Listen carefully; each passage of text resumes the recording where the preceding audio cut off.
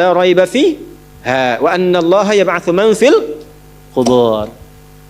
Tapi jangan khawatir, sekalipun engkau masuk ke alam kubur, kata Allah, karena sayang, aku pesankan berbekal dari sekarang. Di alam kubur aku penuhi nikmatku kepadamu. Tapi itu cuma sementara, besok-besok selesai aku bangkitkan semua kalian, aku tepati janjiku untuk memberikan surga kepadamu.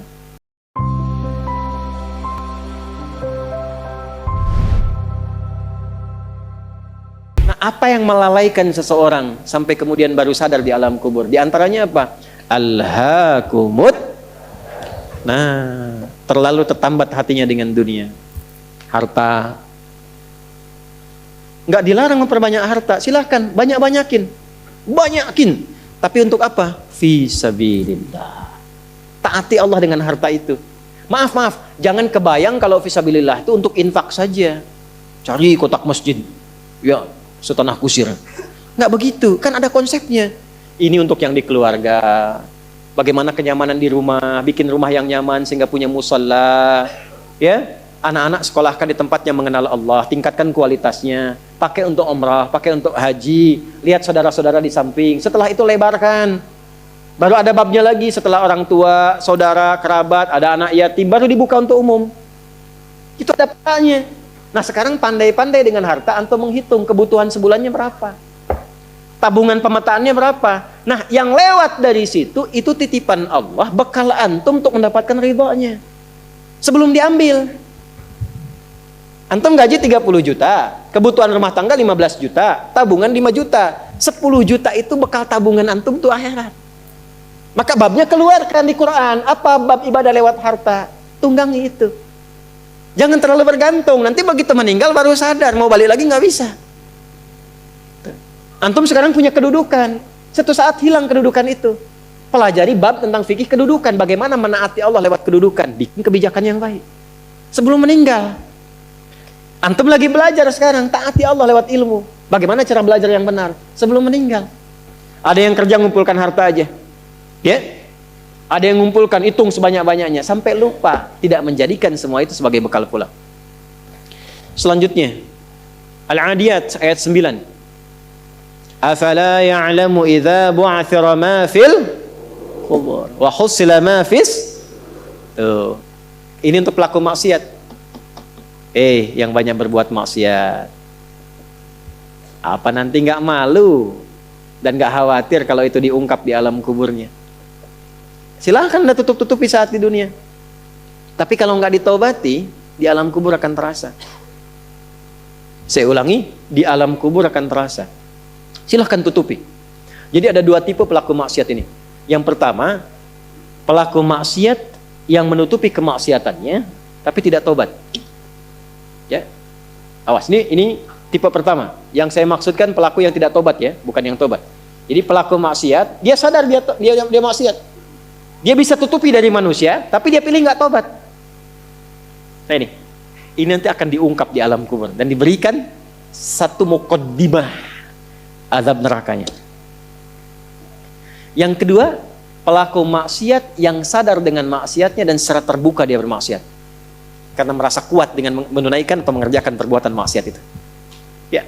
Nah, itu dua tipe seperti itu. Turunlah kemudian surah Al-Adiyat ini salah satunya. Afala ya'lamu idza bu'athira ma fil qubur wa husila ma fis, akan diungkap suatu saat nanti. Kalaupun Anda tutupi. Tapi bagi yang terakhir, perhatikan baik-baik. Bagi yang merasa nyaman dengan kekuatannya, baik itu kedudukan ataupun harta, sehingga terang-terangan berbuat maksiat dan merasa tidak ada yang mampu untuk mencegahnya, itu saat masuk kuburnya langsung ditampakkan neraka pagi dan petangnya. Di surah Ghafir, surah ke-40, ayat 46. An-naru yu'raduna 'alaiha ghuduwan wa 'ashiyya. Hati-hati. Ya, hati-hati. Wa yauma taqumus sa'atu adkhilu ala fir'auna asyaddal adzab. Jadi maaf, orang-orang yang maaf sekali gemar mengumpulkan harta hanya untuk pamer saja, untuk mengoleksi dunia, tak pernah punya visi hidup untuk pulang, maka mesti hati-hati. Alhaakumut taka.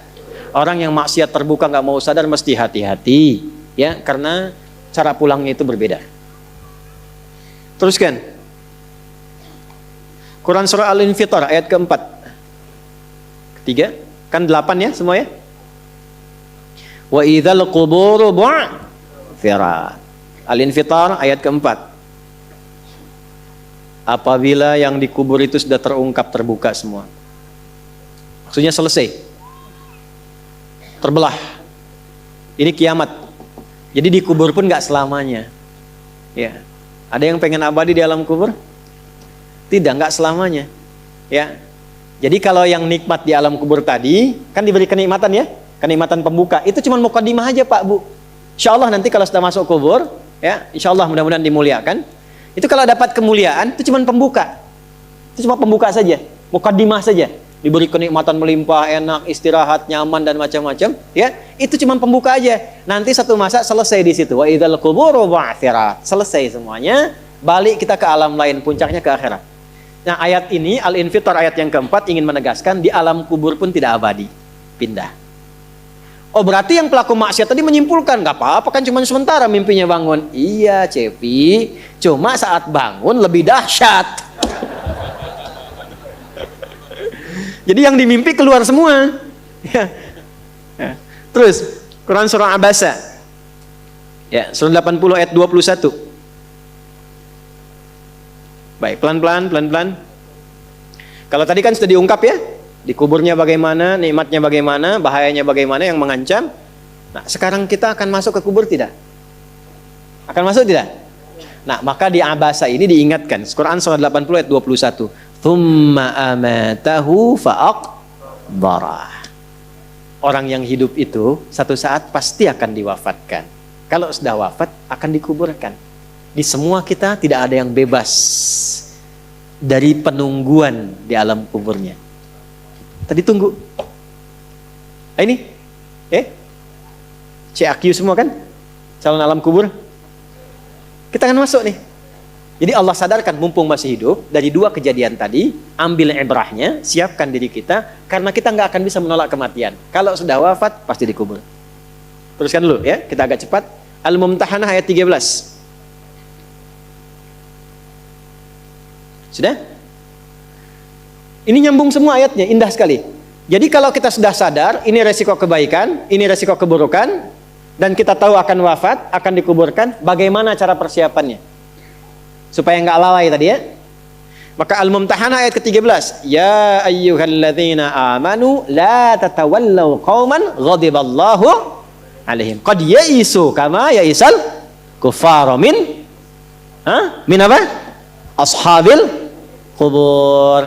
Maka jangan banyak bergaul dengan orang-orang yang menjauhkan kita dari ridha Allah Subhanahu wa taala. Cari teman yang baik sekarang.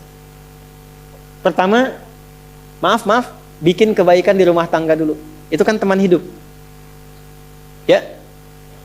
Awas, hati-hati. Kalau melihat istri kurang baik atau sebaliknya, jangan dihakimi, jangan difonisi. Justru Allah kirimkan antum itu untuk menebarkan kebaikan dan menyempurnakan kesemaan bersama. Jelas? Jadi sekarang yang dilakukan teman hidup dulu. Rubah jadi baik dulu. Anak-anak jadi baik dulu. Setelah itu cari tempat tinggal yang baik. Bergaul dengan orang baik. Antum yang kuliah cari teman yang baik. Antum yang kerja cari teman yang baik. Maaf. Kalau ada tawaran, kedudukan, hartanya berlipat, tapi menjauhkan Anda dari Allah, ingat ini. Tsumma amatahu fa'aqbarah. Ingat saat ditawari itu Anda meninggal. Dikubur. Dan ingat ancamannya. Ingat pasalnya tuh. Ya, ingat suratnya. Paham? Nah, karena itu masukkan ayatnya, jangan sekali-kali menjadikan keadaan di sekitaran kita justru memperkuat datangnya ancaman Allah dan nestapa saat kembali ke alam kuburnya. Bahkan orang-orang yang tidak beriman pun, yang buruk pun, yang beriman tapi maksiat pun, itu sejatinya ketika temannya masuk ke kubur nggak mau ikut-ikutan. Makanya disindir oleh Allah. Hei, kamu ini sadar nggak sih? Orang yang mengajak kamu maksiat itu, lihat temannya meninggal pun, temannya wafat pun, dia nggak pengen ikut. Kadang-kadang dia abaikan. Coba lihat, ya ada pimpinan misalnya tingkat tertinggi, lihat anak buah bawahnya misalnya menjalankan tugas bahkan dari dia untuk berbuat salah, berbuat maksiat. Ya, apakah mengedarkan narkoba atau misalnya membackingi kegiatan yang tidak baik. Lalu tiba-tiba dia wafat, apakah peduli atasannya? Tidak. Yang ada yang terjadi jangan bawa-bawa atasan, padahal dia yang nyuruh. Terus Anda mau jadikan teman yang seperti itu? Dia pada kawannya saja nggak bertanggung jawab. Dengan imannya saja dia nggak peduli. Kalau dia dengan Allah saja nggak peduli, kenapa Anda dia jadikan teman? Dan kenapa Anda menjadikannya dia teman? Kalau bahasa anak sekarang tuh begini, Allah aja dia gituin, apalagi kamu. Ya kan? Ya, Nabi aja dia cuekin, apalagi kamu kan? Ini peringatan Quran, ini bukan dari saya. Ini peringatan Quran. Jangan sekali-kali Anda dimanapun Anda berdinaskah, tugas formal, Anda berdagangkah, jangan berteman dengan orang menyimpang. Karena saat Anda susah pun yang akan peduli. Temannya aja yang sama-sama berbuat menyimpang, dia sisihkan, apalagi Anda. Paham? Teruskan. Quran surah ke 35 Fatir ayat 22. Wa ma yastawil ahya'u wal amwat. Innallaha yasma'u man yasha' wa ma anta bimusmi'in man fil qubur. Kalau Anda masih belum sadar juga, kata Allah, hei, kamu ini masih hidup, masih punya harapan, masih punya bekal. Kalau sudah meninggal, nggak sama keadaan orang hidup dengan wafat. Mumpung kamu masih hidup, karena kalau sudah meninggal, temanmu yang meninggal pun kamu nggak bisa dengar suaranya. Cuma saya yang tahu keadaan di alam kubur. Karena saya tahu, kata Allah, dan saya punya Rahman dan Rahim, dengan sayang saya sampaikan kepadamu. Karena sayang saya. Ibu maaf, kalau ada anak misalnya, ingin berbuat menyimpang, ibu cegah tidak? Kenapa? Karena ibu sayang. Karena itulah ibu saking sayangnya, maaf, jangankan anak lahir, di dalam saat dikandung pun bukankah dijaga dari yang mafsadat? Dijaga dari yang merusak. Ibu kalau sedang mengandung, mau nggak makan makanan yang kotor? Makanan yang merusak? Tidak kan? Kenapa? Karena sayang kepada bayi yang dikandung, janin yang terkandung. Di tempatnya pun disebut oleh Allah dengan rahim. Karena ada rahim, dijaga betul. Miring kanan susah, kiri susah, telungkup gak mungkin. Dijaga supaya apa? Supaya di dalamnya merasakan ketenangan. Karena apa? Karena ada tempat disebut dengan rahim. Nah, Allah itu sifat rahim melekat kepadanya. Karena sayang dengan kita, diingatkan. Bahasa bebasnya gini, karena saya sayang engkau dengan rahimku. Karena saya cinta kamu dengan rahmanku. Jangan sampai masuk kubur, kamu tersiksa, kamu nestapa. Karena beda antara hidup di dunia dengan kehidupan di kubur. Mumpung masih hidup, cari bekal. Karena engkau tak mampu mendengar apa yang terjadi dalam kubur. Jadi kalau tadi Allah sampaikan, jangan bergaul dengan yang begini, jangan terlena dengan yang seperti ini, itu karena Allah sayang dengan kita. Itu saja. Jelas ya? Ya, jadi kalau nggak sayang, nggak akan mungkin diingatkan. Teruskan. Al-Hajj ayat ke-7. Yang ketujuhnya Al-Hajj ayat ke-7. Wa anna as-sa'ata atiyatun la raiba fiha wa anna Allah yab'atsu man fil qubur. Tapi jangan khawatir, sekalipun engkau masuk ke alam kubur, kata Allah, karena sayang, aku pesankan berbekal dari sekarang. Di alam kubur aku penuhi nikmatku kepadamu. Tapi itu cuma sementara, besok-besok selesai aku bangkitkan semua kalian, aku tepati janjiku untuk memberikan surga kepadamu. Karena itulah orang yang baru mau meninggal dalam sakaratul mautnya, kalau benar dia mengikuti apa yang Allah pesankan dari ayat-ayat tadi, maka Allah berikan pendahuluan sebelum masuk kubur. Ditampakkan bahkan surganya di hadapannya, dimasukkan dalam golongan hambanya, ditenangkan saat wafatnya. Ya ayyatuhan nafsul mutmainnah, irji'i ila rabbika radiyatan fadkhuli fi wadkhuli. Nah, jannahnya ditampakkan. Terakhir, At-Taubah ayat 84. Quran surah At-Taubah ayat 84. Kalau ada orang yang tidak peduli dengan peringatan ini, 7 ayat nih, itu pesannya. Ini bukan ilmu taati ya, untuk mengingatkan saja. Kadang kita sulit sih, tapi kalau antum ngambil jurusan yang sama, itu insya Allah mendapatkan kenikmatannya.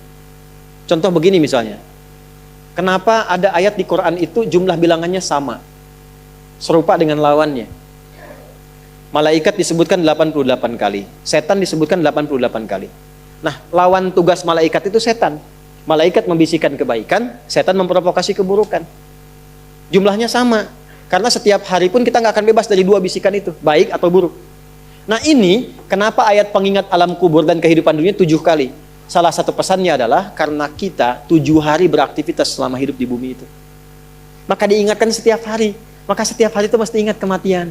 Sebelum tidur istighfar, siap nggak bekalnya, lihat temannya, selamat nggak keluarganya, ya. Maaf, izin, maaf sekali, saya berulang kali minta maaf nih, ya, berulang kali. Ada seorang suami saleh, istrinya salehah luar biasa. Satu kali suaminya karena kelelahan, bangunnya agak terlambat. Alhamdulillah. Biasanya jam 3, ini setengah 4 bisa. Itu istrinya bangunkan sambil bersenandung. Pak, sayang, cepat bangun Pak. Perjalanan kita masih panjang. Sedangkan ajal semakin mendekat. Sedangkan para musafir sudah punya banyak bekal di depan kita. Kita mesti nyusul mereka. Bangun Pak. Itu Masya Allah kalau pakai bahasa Arab indah sekali. Pak, ajal itu mendekat kepada kita. Sedangkan perjalanan masih panjang. Teman-teman kita sudah di depan, bekalnya banyak sekali. Maksudnya apa? Teman-teman kita sudah ada yang hafal Quran, sholatnya nggak putus, malamnya banyak tahajud, puasanya nggak putus, sunnahnya dikerjakan. Kita ini, ya Allah, mau bangun tidur aja susah ya Allah. Mau tahajud aja susah. Sementara ajal datang semakin dekat. Pak, bangun Pak. Bangun Pak. Takutnya kita meninggal malam ini. Kita nggak bisa menyusul teman-teman kita yang sudah di depan. Itu istri bangunkan suaminya. Ada lagi yang suami mau kerja dibisikin istrinya. Pak, jangan sampai cari yang haram ya. Papa nggak bawa apa-apa pun ke rumah di hari ini. Kami keluarga akan sabar. Mama akan tenangkan pada keluarga supaya sabar. Tapi Pak, kami nggak akan kuat merasakan sedetik pun di neraka jika Papa bawa yang haram ke rumah. Masya Allah. Nah ini disebutkan pengingat itu 7 kali. Di 7 ayat berbeda untuk mengingatkan setiap hari ingat wafat. Setiap hari ingat pulang. Setiap hari kita akan mengalami suasana di alam kubur. Jangan sampai meninggalkan dunia dalam keadaan yang terancam. Kalau masih nggak sadar juga dengan pengingat ini, muncul ayat ke-8. Muncul ayat ke-8. Di At-Taubah ayat 84. Tempatnya pun At-Taubah. Ngajak taubat dulu sebelum diingatkan. Tapi dasar karena nggak pengen taubat juga, maka munculnya ancaman. Kalau ada yang masih nggak peduli, bahkan ada orang Islam yang masih bertahan dengan keburukannya, menampakkan ke orang lain dengan sifat nifaknya, maka turun ayatnya. Wala tusalli ala ahadim minhum mata abada. Wala taqum ala qabri. Allahu akbar. Innahum kafaru billahi wa rasuli wa matu wa hum fasiqun. Kalau ada yang masih begitu, dan Anda lihat diingatkan susah, masih menampakkan kemaksiatan, Allah langsung memberikan ancamannya. Kalau dia bertahan demikian sampai dengan wafat, gak usah disolatkan. Jangan sampai berdiri di depan kuburnya katanya. Kurang apa lagi? Tiap hari diingatkan, 7 kali, 7 hari beraktivitas, 7 kali diingatkan, diberikan kasih sayang, diarahkan pada yang benar, ditunggu sampai tobat, tapi masih mengancam, masih menampakkan kehebatannya sampai dia wafat. Maka peringatannya apa? Orang-orang yang sengaja menantang berbuat maksiat, menghalalkan dosa yang besar, itu dihukumi oleh Quran. Kafaru billah. Yang menghalalkan dosa besar itu dihukumi kufur. Tapi jangan sembarangan, ya, jangan sembarangan menghukumi.